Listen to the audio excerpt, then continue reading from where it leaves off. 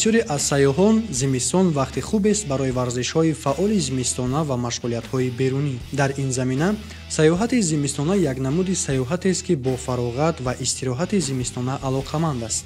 Он сафарҳоро ба пойгоҳҳои лижаронии зимистона, кӯҳу теппаҳо, боғҳои барфпӯш ва дигар ҷойҳое дар бар мегирад, ки шумо метавонед бо варзишҳои зимистона машғул шавед ва ё танҳо аз манзараҳои зимистони барфпӯш лаззат баред.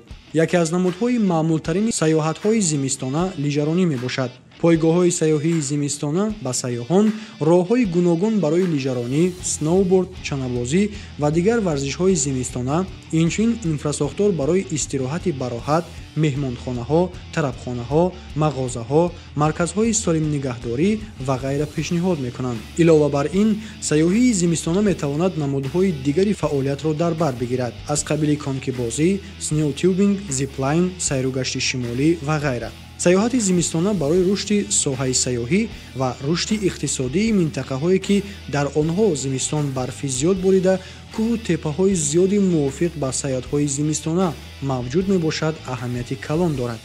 он инчунин ба рушди инфрасохтор ва таъсиси ҷойҳои нави кори мавсимӣ дар соҳаҳои сайёҳӣ мусоидат мекунад. вобаста ба ин, бинандагони азиз, дар ин нашри барнома мо ба шумо дар бораи навъҳои лижа ва лавозимотҳои зарурӣ барои сайёҳати лижаронӣ маълумот хоҳем дод.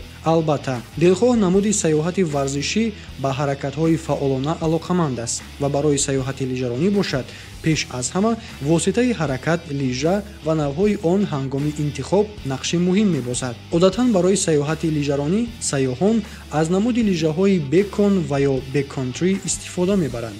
дар тарҷума, бекконтрӣ маънои дур будан аз роҳи ҳаракати муайян, аз роҳҳои ҳаракати муайян ё маъмулӣ мебошад. яъне лижаҳое, ки дар роҳҳои пурбарфи пасту баланд ва ҳанӯз зерношуда истифода бурда мешавад. гуфтан ба маврид аст, ки ин намуди лижаҳо барои сайёҳати лижаронӣ дар роҳҳои нисбатан ҳамвор бисёр ҳам мувофиқ мебошад. ҳамчунин, агар шумо он қадар малакаи хуби лижаронӣ ҳам надошта бошед, тавассути он метавонед ба ҷойҳое рафт, ки дар тобистон рафтан намешавад ва ё пиёда вақти зиёдро мегирад. воқеан ҳам муҳити поку сафед ва дар айни замон сард хусусиятҳои ба худ хосеро дорад, ки ҳар як нафари дӯстдори табиат ва сайёҳатро мафтуни худ месозад.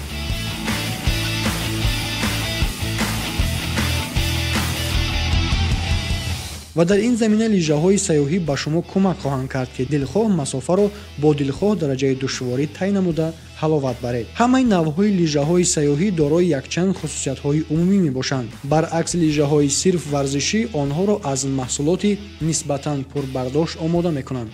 аз ҷумла барои сохтани лижаҳои сайёҳӣ аз чӯбҳои устувор ва чандири тополя ва дигар навъҳои чӯбҳо истифода мебаранд. дар ин баробар, лижаҳои сайёҳӣ аз якчанд қисматҳои дигари ёридиҳанда барои кам кардани вазн ва ҳаракати соддаи идорашавандагӣ иборат мебошанд.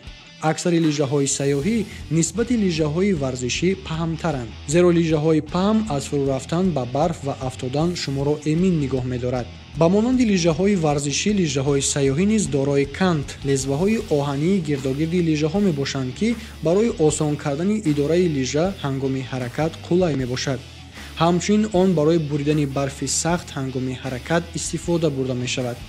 дар бештарини мавридҳо сайёҳон ва ҳатто худи варзишгарони ҳирфавии лижарон барои ҳаракати беҳтар аз камус истифода мебаранд.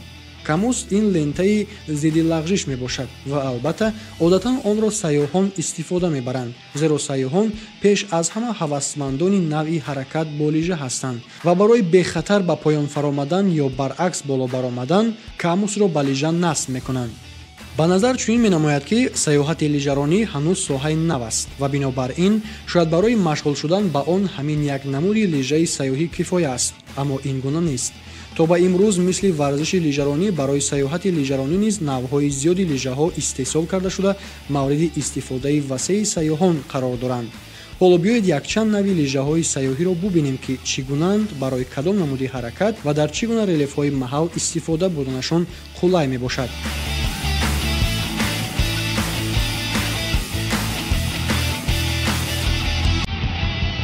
Osmus Amusa این бренди аз ҳама паҳншудатарини истеҳсолкунандаи лижаҳои сайёҳӣ дар ҷаҳон мебошад ва нафаре ки дар он тасвир ёфтааст Руал Амундсен аввалин сайёҳе мебошад ки қутбҳои ҷанубу шимолиро сайр карда буд. ин лижаҳо устувор, начандон паҳм ва рост мебошанд. онҳо чун баъзе лижаҳои дигар миёнаашон паҳм нест. чунин лижаҳо барои ҳаракати бароҳат дар роҳҳои барфашон зерно карда ва сахт истифода бурда мешавад. ҳамчунин ин намуд лижа нави универсалии лижаҳои сайёҳӣ мебошад ва барои ҳаракати оддӣ, миёна ва суръатнок, инчунин барои тай кардани роҳҳои дур қулай мебошад.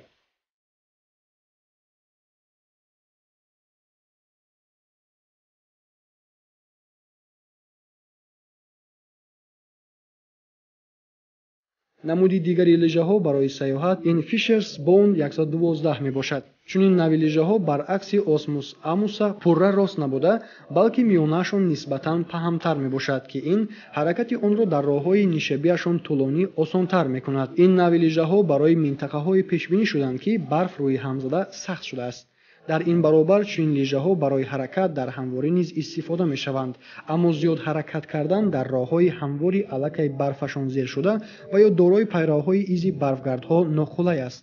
чун ҳар маротибаи қадами навбатӣ гузоштан бо лижа идораи он бо сабаби нисбатан танг будани пеш ва паст душвор мегардад ва ҳангоми роҳ рафтан ба масофаҳои дури ҳамвор ва ё баромадан ба баландӣ истифодаи чунин лижаҳо тавсия дода намешаванд.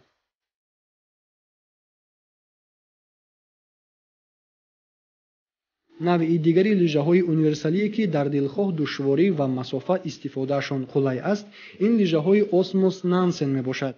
шакли геометрии он имконият медиҳад ки сайёҳ ҳам дар роҳҳои пурбарфи сахт ва ҳам нарм ба роҳатӣ ҳаракат карда дар ин баробар масофаи тӯлониро тай намояд.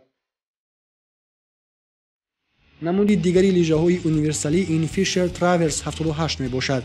онҳо нисбати Osmus вазнинтар ва камустуворанд, аммо бо насби камус онро метавон ба беҳтарин навъи лижаи истифодааш қулай дар ҳама намуди ҳаракат дар барф табдил дод. агар шумо масофаи нисбатан ками роҳҳои ҳамворро тай кардан хоҳед, пас лижаҳои кӯтоҳи паҳм барои шумо мувофиқанд. чунин навъи лижаҳоро аксаран варзишгарон истифода мебаранд, аммо барои сайёҳон низ он воситаи хуби ҳаракат аст. ин нави лижаҳо дорои камуси ҷудонашавандаанд. барои ҳамин онҳоро барои баромадан ба кӯҳ ва ё фаромадан истифода мебаранд. ҳамаи инро дониста бояд таъкид намуд, ҳар қадаре ки лижаҳо паҳм бошанд, пас ҳамон қадар онҳо ба барф фурӯ нарафта дар болои барф вазни шуморо медоранд ва ҳам роҳ гаштан бо онҳо қулай аст. аммо онҳо вазнин ҳастанд ва ҳангоми тай кардани масофаҳои дуртар шуморо хеле монда мекунанд. баръакси ин лижаҳои паҳмиашон камтар суръати ҳаракаташон зиёд аст ва бо онҳо шумо зиёдтар роҳро бесарфи қувват тай мекунед. аммо ҳамин ки ба роҳ гаштан шурӯъ кардед, лижа вазни шуморо рӯи барф нигоҳ доштан наметавонад ва шумо ба барф фурӯ меравед. дар мавриди фарқи андозаи миёнаи лижа аз нӯгҳояш ҳаминро метавон гуфт ки ҳар қадари нӯги лижа паҳмтар ва миёнааш танг бошад, идорааш осонтар шуда дар релефҳои ноҳамвор истифодааш қулай мегардад. дар ин баробар лижаҳоро бояд бо қаду баст ва вазни истифодабаранда интихоб кардан ба фоидаи кор аст. ҳар қадаре ки вазни сайёҳ ва ҷуздонаш зиёд бошад, пас ба ӯ ҳамон қадар лижаҳои дароз заруртаранд. вале агар шумо дар ҳаракати лижаронӣ таҷрибаи камтар дошта бошед, пас ба шумо лижаҳои кӯтоҳтар мувофиқтаранд. ҳамчунин ба инобат гирифтан зарур аст ки лижаҳои дароз суръати ҳаракаташон зиёдтар аст дар нисбати лижаҳои кӯтоҳ.